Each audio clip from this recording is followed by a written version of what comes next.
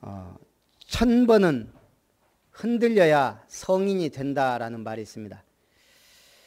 신앙생활도 한 1000번 정도는 넘어지고 자빠졌다 일어나야 비로소 참된 신앙인이 되지 않을까 생각을 합니다. 근데 여기서 말하는 일으키심을 받는다는 것은 넘어진 자가 아니고 죽었던 자입니다. 우리는 죽었던 자로서 그리스도 안에서 함께 일으키심을 받은 자인 줄 믿습니다. 그래서 서로는 하나님의 비밀인 그리스도를 알게 하셨다. 하나님의 비밀인 그리스도, 그 복음 속에 모든 걸 담아 놓으셨습니다. 무엇을요? 지혜와 지식의 모든 보화가, 통치자들과 권세들을 무력케 하시는 그 능력이 그리스도 안에 있는 줄 믿습니다. 그러면 이게 그리스도 안에 있는 줄은 알겠는데 어떻게 내 것으로 만드느냐? 그리스도 안에 있는 축복은 이미 우리에게 주셨습니다. 굳건한 믿음 위에 서 있으면 됩니다. 하나님께 응답받으려면 양손에 무언가를 가지고 있는 것보다 빈손이 응답을 받습니다. 우리 편지를 쓰는데 띄어쓰기를 안 하면 어떨까요? 굉장히 이상하겠죠.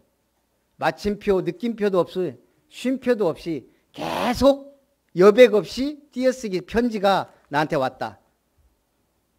뭔가 설명하기 힘든 그러겠죠. 또한 사진을 찍었는데 여백 없이 얼굴만 딱 나오면 어때요? 아무리 예쁜 얼굴도 이상하겠죠. 빈손, 공간, 여백이 아름다움을 살립니다. 자, 우리 인생에 살다가 아무리 노력해도 안 되는 상황이 올 때가 있습니다. 아무리 해도 안 되는 게 있습니다. 이런 것을 내 손을 떠난 일이라 합니다. 이걸 하나님이 허락하신 이유가 있습니다. 왜요? 하나님이 하시고자 하는 역사이기 때문에. 이 빈 공간이 바로 하나님이 일하시는 공간, 신앙의 여백이라 그럽니다. 근데 우리가 너무 여백 없이 빡빡하게 살면, 그래서 열심을 내는 게 중요한 게 아니고 하나님이 일하시는 공간, 하나님이 나를 통해 일하실 여유 드리는 게 중요합니다. 오늘 우리가 예배 드리면서 막 복잡하게 세상 생각합니까? 이게 얼마나 복된 일입니까? 제가 생각해 봤어요. 우리 어르신들이 예배를 드리는데 우리 지집사님이 어머니와 또 우리 김 집사님이 아버님 다 모시고 와서 예배 드린다. 저분들이 예배를 드리지 않으면 지금 이렇게 복음 듣고 아멘 하고 앉아 있다는 게 얼마나 큰 축복인지. 여러분, 수많은 사람이 수천 년 동안 이 복음 듣지 못하고 이 예배 축복 누리지 못하고 가셨어요. 그런데 지금 앉아서 복음의 말씀을 듣고 하나님께 예배하고 아멘 할 수 있다는 것 큰 축복인 줄 믿습니다. 못 깨달으면 고생하다 가는 거예요. 못 누리다 가는 거예요. 사진에 여백이 있듯이, 글에 띄어쓰기와 마침표, 쉼표가 있듯이 우리 인생이 하나님이 일하실 수 있는 믿음의 여백, 신앙의 여백이 있기를 주님의 이름으로 축원합니다. 오늘 가실 때는 빈손으로 가셔야 하나님이 채워주십니다. 마음은 말씀으로 든든하게, 손은 빈손으로. 또 가서 세상 거 움켜쥐려고 하면 다 놓쳐버려요. 그래서 첫 번째, 복음의 뿌리를 내려야 됩니다.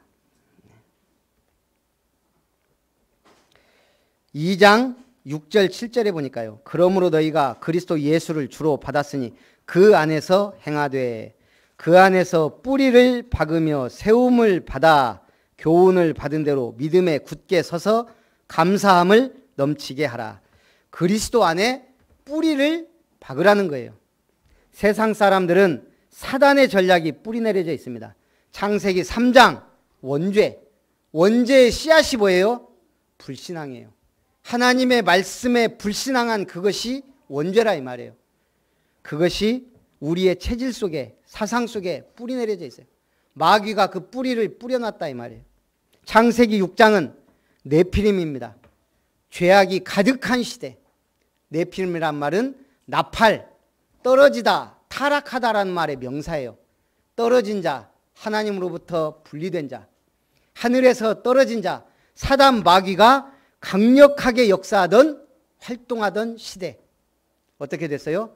죄악이 관양 가득했다 그랬어요. 한마디로 죄성이 뿌리 내려져 있다 이 말이에요.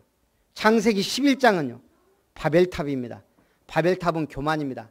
사람이라는 게 참 신기해요. 없을 때는 정말 겸손해요. 누구나. 그러나 가지면 교만해지고 더 가지면 신이 되려고 해요.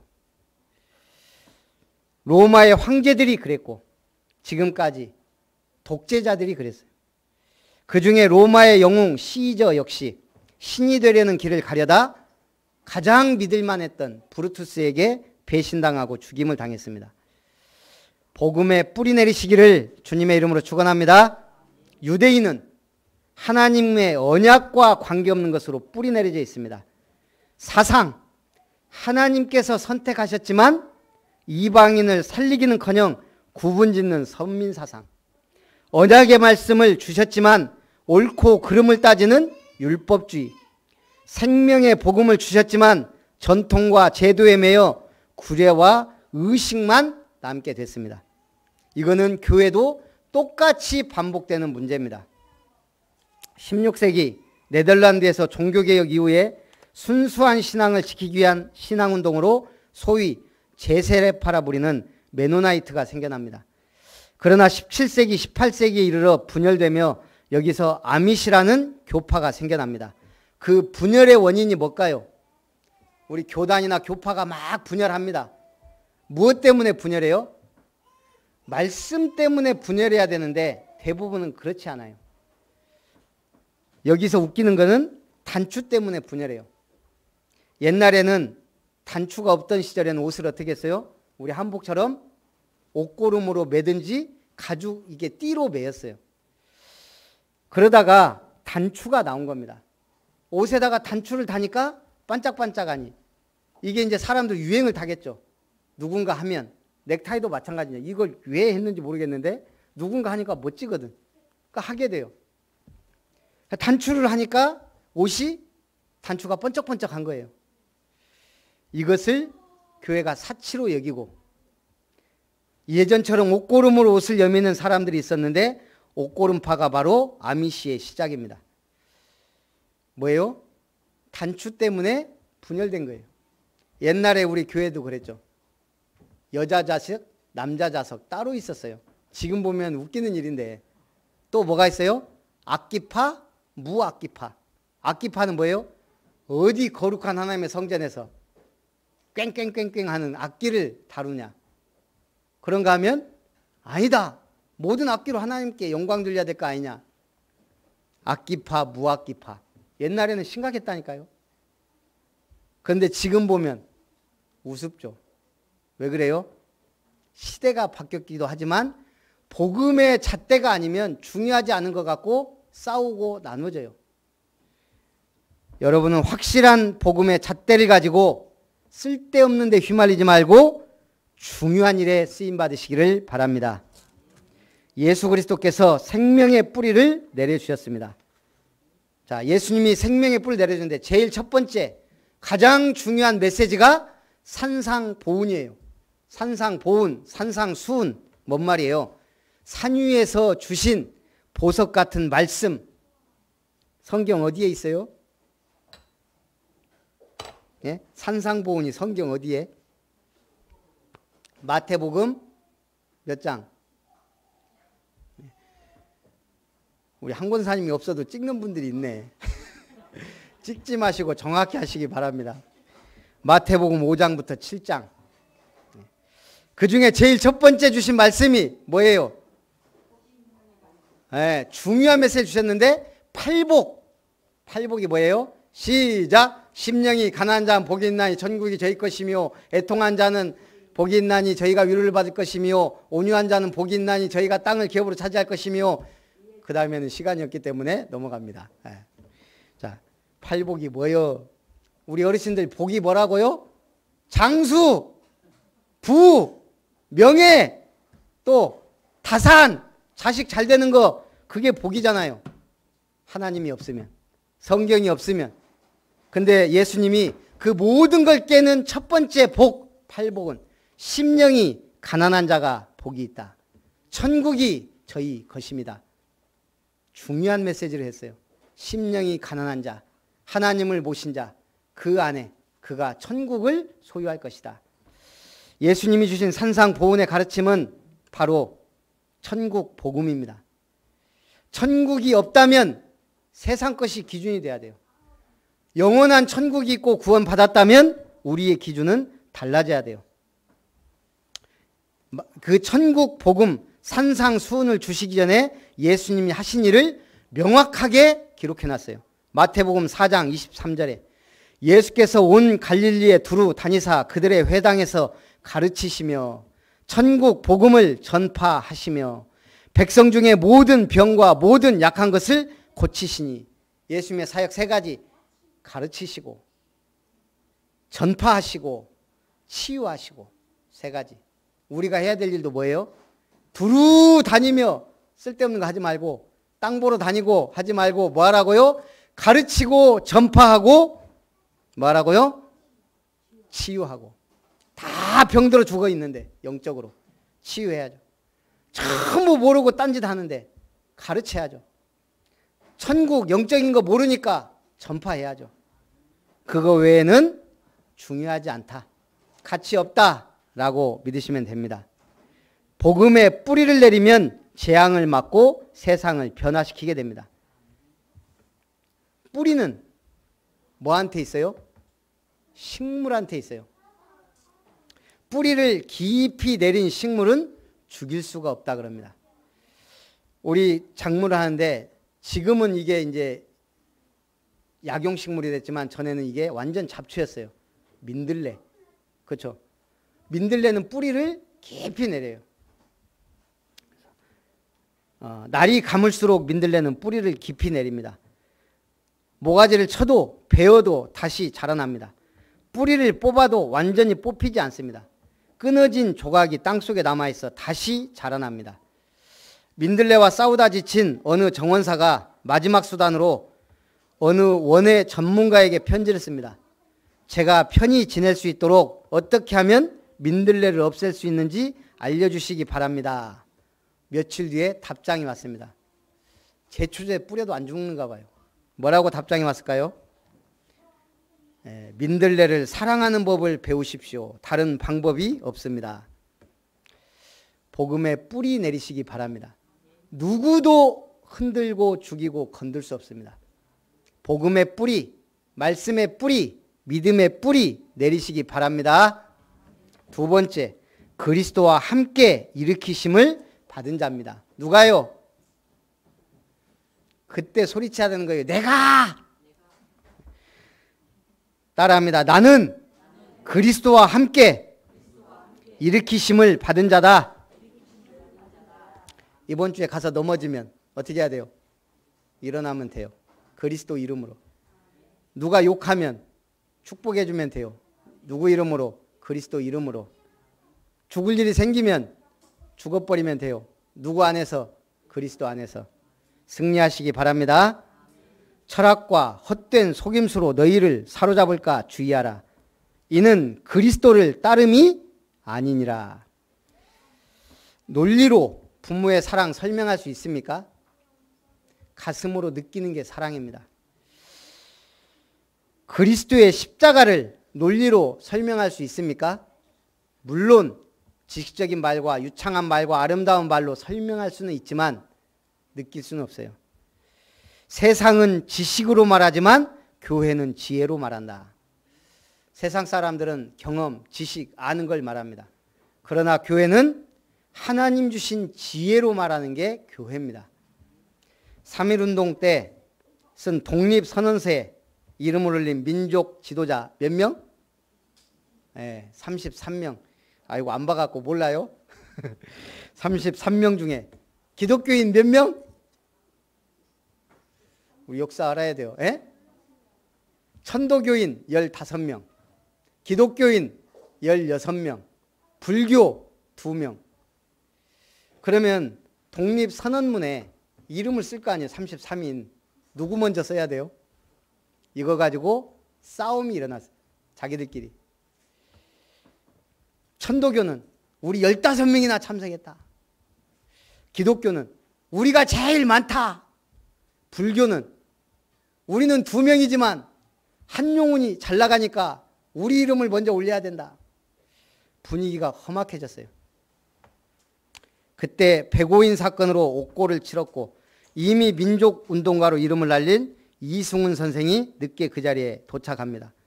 이승훈 선생이 누구예요? 남강 이승훈, 오산학교 설립자, 기독교계 대표하는 인물. 이분이 딱 참석했는데 이분이 제일 윗줄에 이름을 올린다는데 토를 달 사람이 없을 정도로 그렇게 대단한 분입니다. 이분이 그 자리에 참석해서 명쾌하게 순서를 정해줍니다. 우리 이런 것 갖고 싸우지 맙시다. 천도교 손병이 먼저, 장로교 길선주, 감리교 이필주, 그 다음 불교 백용성, 그리고 나머지는 가나다로 올립시다. 누가 봐도 첫 줄에 이름이 올라가도 될 만한 분이 자기가 먼저 가나다 순으로 하자고 나서니 누가 불만을 갖습니까? 우리 그리스도인은 뭐로 말한다? 지혜로. 그리스도 안에는 신성의 모든 충만이 육체로 거하셔서 모든 통치자와 권세의 머리가 되셨다. 우리가 세례를 받는 것은 어떤 의미가 있어요? 원래 세례는 우리 진짜 너무 간단하게 물로 뿌리는데 어떻게 해야 돼요? 침례를 해야 돼요. 강에 가서 물에 푹 잠겨야 돼요. 그럼 순천에서 세례 받으려면 순천의 대표적인 동천에 가서 물에 푹 잠겨. 물에 잠긴다는 의미는 뭐예요? 내가 그리스도와 함께 장사되었다. 그리고 다시 올라온 것은 부활. 나는 이제 그리스도와 함께 산 자다. 그걸 의미하는 게 세례예요. 나는 이제 죄악된 세상 속에서 물로 깨끗함을 받았다. 그런 의미예요. 세례를 받는 것은 그리스도와 함께 장사되고 하나님의 역사를 믿음으로 그와 함께 살리시고 일으키심을 받은 것이다. 그러면서 말합니다. 우리를 거스르고 불리하게 하는 율법, 의문의 증서를, 조문을 십자가에서 제하시고 통치자들과 권세들을 이겼다. 15절에는 통치자들과 권세들을 무력화하여 드러내어 구경거리로 삼으셨다 그랬습니다. 2012년 4월 영국 썬덜랜드의 마라톤 풀코스 경기에 결승선에 들어온 선수 5,000명 중에 1명만 통과하고 나머지 5,000명이 실격 처리되는 일이 일어납니다. 시작은 1등과 크게 벌어져 달리던 2등 선수가 지정된 코스를 벗어나 달렸다가 원래 코스로 돌아왔는데 자신은 잘못 달렸다는 사실을 깨닫지 못하고 달립니다. 그 뒤를 쫓던 선수들도 전부 2등 따라 달린 거예요. 모두 실격. 맨 앞에 달렸던 1등만 결승선을 통과합니다. 정확한 경로로 달린 마크 후드 선수가 우승을 합니다. 나머지는 실격. 264m를 들뛰었다는 거예요. 이게 영적으로는요, 일제강점기에 비슷한 일이 있었어요. 신사참배, 사이렌이 울릴 때 저 신사가 있는 남산을 향해 고개를 숙여야 됩니다. 누군가 한 사람이 고개를 숙이자 전부 고개 숙입니다. 그리고는 갖가지 변명을 합니다. 내가 고개는 숙였지만 마음은 주님께 있었다. 말이요 막걸리요 이럴 때 하는 말이에요. 그런데 몇 사람은 고개만 숙이면 피할 수 있는데 불구하고 그걸 거부하다 옥에 갇히고 모든 고난을 당하고 순교한 분들도 있습니다. 영원할 것 같았던 일본의 만행과 신사참배는 미국과 유엔, 강한 나라들의 정죄를 받았습니다. 하나님이 직접 나서서 정죄해도 되는데 하나님의 방법은 강한 나라를 몽둥이로 쓰신 겁니다. 우리도 마찬가지죠. 우리가 복음 가지면 우리는 세계 선교하는 복된 나라입니다. 그러나 우리가 전도와 선교, 복음 놓쳐버리면 하나님이 주변국들을 통해 몽둥이로 사용하십니다. 주님의 희생을 통해 구속함을 받은 우리는 그리스도인입니다. 하나님의 말씀을 따라가는 그리스도인의 길을 가야 합니다. 자, 결론. 그리스도와 함께하는 새 사람. 어떻게 살아야 돼요? 5가지. CVDIP에 응답 받으시기 바랍니다. C. 커버넌트. 언약. 언약을 뭘로 봐야 돼요? 개인 종말, 시대 종말, 지구 종말. 금방 옵니다. 저는 지금도 거울 보면 제가 한 30대로 보여요. 근데 제 나이가 벌써 반백을 넘었어요. 아니 벌써 이게 진짜 30, 20대는 전혀 몰랐거든요. 에이, 세월 빨리 갔으면 좋겠다 했는데 30, 40 넘으면서부터 진짜 인생이 40km, 50km로 막 가는 것 같아요. 금방입니다. 나는 죽을 때까지 뭐 해야 될 것이냐. 죽을 때까지 뭐 해야 될까 쓰는 것을 버킷리스트라 그러죠. 죽기 전에 해야 될 것들, 꼭 가봐야 될 곳, 꼭 먹어봐야 될 곳, 뭐 보면 인터넷에 많이 나옵니다. 저는 믿지 않았다면 아마 캠핑카 사갖고 한 달 정도 돌아다니는 게 가족들하고. 요즘 집시매매 보면 하더만요. 나이 먹은 사람들이 이제 다 캠핑카 사갖고 부부 아니면 자녀들 다니는 거. 제가 볼 때는요, 학교 좀 쉬더라도 의미 있는 것 같아요. 한 달 정도 막 북한 문 열리면 중국 한번 쫙 지독하게 말 안 들으면 저기 시베리아 횡단철도 한번 쫙 태워보내면. 옛날 남자들의 로망이 뭐예요? 가죽 재킷 입고 오토바이 타는 거. 어느 목사님이 오토바이 타는 것이 버킷리스트라고 하니까 사모님이 말합니다. 내 눈에 흙이 들어가기 전에는 안 돼요. 목사님이 밖으로 나가서 흙 한 움큼 쥐어가지고 와서 사모님 얼굴에 확 뿌립니다. 되었지? 진짜 버킷리스트를 찾아야 돼요. 그게 뭐예요? 아름다운 미션. 아름다운 미션. 하나님의 언약은 세계 복음화예요. 아름다운 미션은 제가 원우한테 너는 CVDIP가 뭐냐? 바로 안 나오는 게 정상이죠. 근데 바로 나오는 게 정상이에요. 아직 제대로 심어주지 않아서. 제가 일단 그랬어요. 어렵게 생각하지 말고 C. 언약. 하나님의 언약은 지금 세계복음화다. 땅끝까지 증인되는 거다. 그런데 너는 뭐가 될 거냐? 군인 아니냐? 그러면 너의 언약은 군 선교사, 군 복음화다. 군 복음화. 그게 언약이 돼야 돼요. 그러면 비전은 뭐예요? 누군가 반드시 해야 될 것, 시대 우상을 보면서. 그럼 군 현장이 어떠냐? 예배 드리는 사람 많다. 형식적으로. 저기 짝대기 한두 개 다를 때는 초코파이 먹으러 가고 나중에는 시간 때우러 가고. 그게 군 현장이다. 우상, 종교인들. 진짜 군대에서 은혜 받은 사람은 거의 없어요. 그러면 진짜 군대에서 은혜 받도록 너는 군 선교사가 비전이다. 군 복음하지만 누군가는 군대 안에 그 문화를 바꾸는 선교사. 그럼 꿈은 하나님께서 나의 주신 현장에서 내가 할 수 있는 것. 그게 뭘로 바뀌어요? 내가 할 수 있는 것. 뭐부터 해야 돼요? 원우가 가갖고 굴르다 보면 정신없어요. 한두 달. 막 몇 달은. 또 이제 간부급은 더 가겠죠. 그러면은 내가 뭔가 인간인가 짐승인가 이게 막 헷갈릴 때 있어요. 거기서 할 수 있는 게 뭐예요? 아무것도 없어요. 뭐만 할 수 있어요? 기도. 그것도 정시기도 할 수 있어요. 해봤어요. 정시기도는 화장실 가서 해도 되고 눈 뜨고 해도 되고 훈련 받으면서 해도 되고 남들 아이고 죽겠네 아이고 죽겠네 할 때 기도할 수 있어요. 그 기도가 나도 할 수 있는 것, 나만 할 수 있는 걸로 바뀌게 돼요. 나만 할 수 있는 것은 하나님께서 나를 통해 하시는 거예요. 그러면 이미지가 바뀌어요. 저거 좀 모자라 보이고 그냥 사람 좋은 줄 알았더니 아니구나. 그 이번에 폼페이오 국무장 아니 제가 그 뉴스 보니까 트럼프하고 뭐 누구하고 지금 약간 대립각이더만요. 둘 다 성격이 똑같대요. 뭐예요 이게? 돌직구. 근데 그 사람 얼굴을 보니까 트럼프는 원래 좀 강하게 생겼는데 그 사람은 유하게 생겼더라고.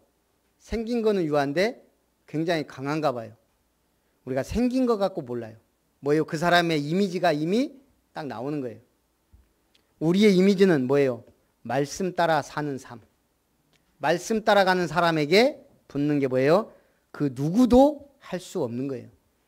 골로새 교회를 세우는데 하나님이 기가 막히게 응답했어요. 우리 지난주에 포럼 했을 거 아니에요. 누구처럼? 빌레몬.